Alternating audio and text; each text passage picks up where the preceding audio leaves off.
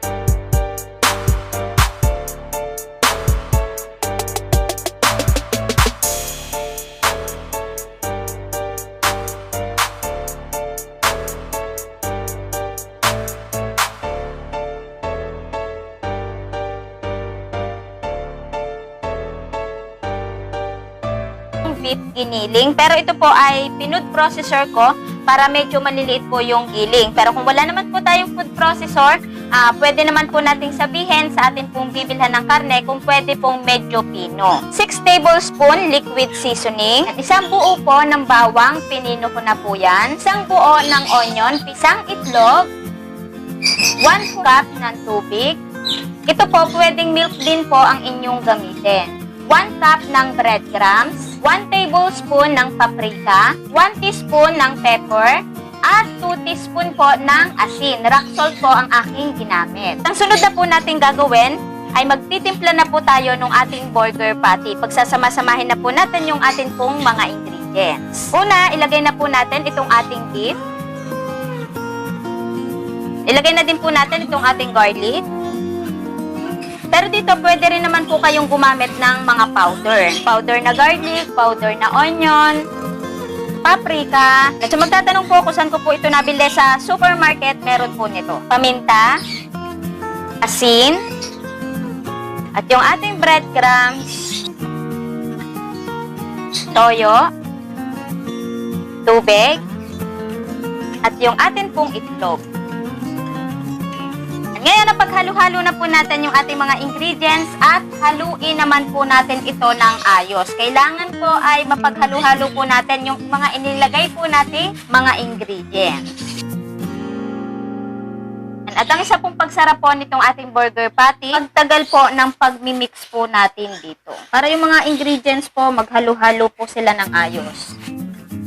Pero alam nyo po ba, nagagawa ako nito, yung pangkain po namin. Asin at paminta lang po yung inilalagay ko, pero sobrang sarap na po no. Dahil itinuro ko po sa inyo to na pang negosyo, dinagdagan pa po natin ng mga ingredients para mas masarap po yung ating burger patty. Pero kung asin at paminta, sobrang sarap na po ng lasa po sa akin nun. Sobrang natural lang po yung lasa ng ating pong beef patty. At ito po ay okay na, na-mix ko na po ito ng ayos. I-rest ko po muna to sa ating ref at least 20 minutes. Pero kung gagawin nyo po ito at nagmamadali na po kayo, pwede na po nating isunod yung ating pong next procedure. Balikan po natin to after 20 minutes.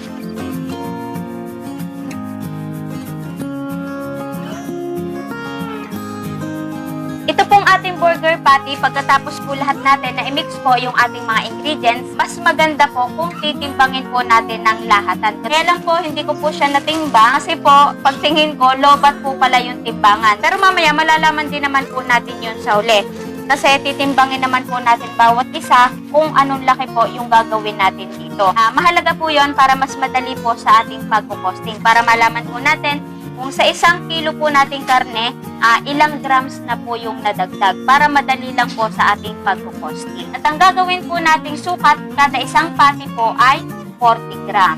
Pagkatanggal ko po nung ating cling wrap, sobrang bango po nung ating burger. Okay? Pisa na po natin. Tapos i-tear lang po natin. Sakto na pong 40 gram. Bali, sunod na po natin gagawin dito, bibilugin naman po natin. Kung itatanong nyo naman po kung madikit po ito, hindi po siya madikit. 40 gram po ulit. At sa magtatanong naman po, Ate Tipid Tips, paano naman po kung wala po kaming gramuhan at cup lang po kami meron? So ngayon, isusukat po natin sa cup. Bali sa 1/4 cup, luag po ito, gagamitan natin ng 1/8 cup. Bali yung atin pong 40 gram, sa atin pong 1/8 cup, medyo mataas lang po siya ng kaunti. Kanan lang po siya. So, mahigit 2 kutsara po ito. Ito pong ating mga natitirang burger patty, ganito lang din po yung ating gagawin. Titimbangin po natin at pipilugin po lahat muna para dire-diretso lang po yung ating paggawa.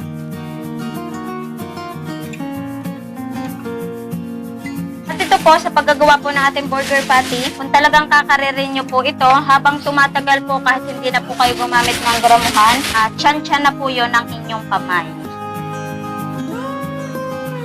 Pero syempre po, kung gagawin po natin itong business, mas maganda po kung gagamit po tayo ng gramuhan para pantay-pantay po itong ating burger patty, para mas accurate po yung timbang.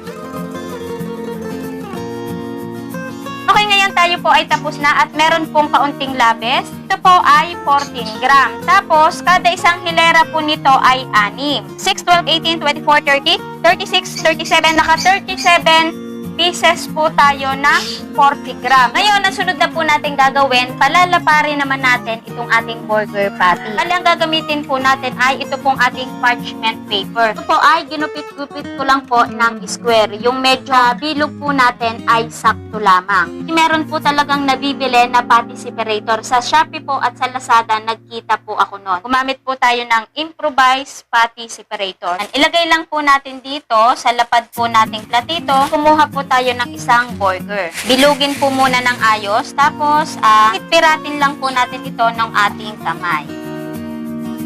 Kung gusto nyo pong lapad o bilog po ng inyong burger, nasa sa atin na po yan kung gaano kalapad po yung gusto nating gawin.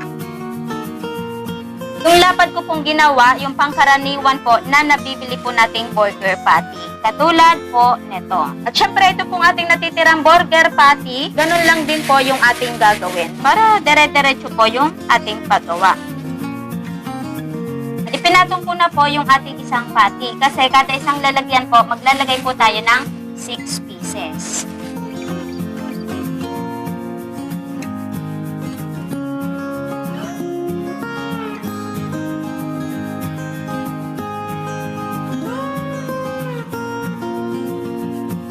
Okay, ngayon, napalapad na po natin itong ating burger patty at nailagay na din po natin sa ating parchment paper. Ilalagay naman po natin dito sa ating packaging. Ang gagamitin po natin ay yung pinaka-maliit po na lagayan na bilog po. Bali, ito po, ang ilalagay natin sa loob ay tig 6 pieces. Ito na nga po yun, yung pinagpatong-patong natin kanina. Bali, saktong-sakto po yun dito po sa ating lagayan. At pag nailagay na po natin, takluban naman po natin or takipan. Medyo natupi lang po yung papel po natin dito sa gilid. Pero okay lang po yan. Pwede na po natin itong negosyohin agad-agad. Wala pa pong 500 pesos, makakapag-start na po kayo ng business. Ganito lang din po ang ating gagawin dito sa ating natira.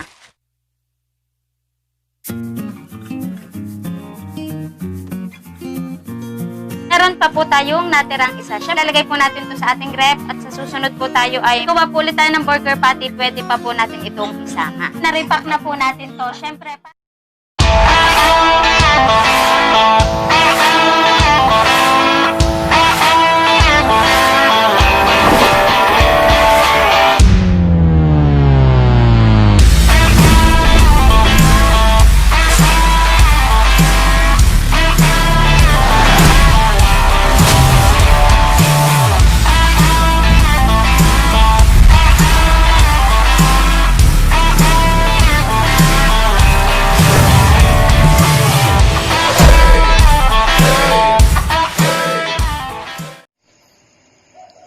So ano nga ba ang kahalagahan ng GMP o Good Manufacturing Process? Mahalaga na sundin ng GMP lalo na at ikaw ay nasa food industry. Sa pamamagitan ng pagsasagawa ng GMP ay mapapanatili natin ang kaligtasan at kalinisan ng ating ingredients, product at packaging materials. At dito, masisigurado din natin na malinis ang ating produkto. Kapag sinunod natin ang GMP, maiwasan natin magkaroon ng contamination habang ginagawa ang food product. Sa lahat po na nakapanood ng aming video, sana po ay nagustuhan niyo po ang aming munting video presentation. Naway nagustuhan niyo ang aming binahaging patty recipe. Mula sa Kalatagan, Batangas, ang aming grupo ay bumabati sa inyo ng Happy New Year! Nakatakot naman. Year!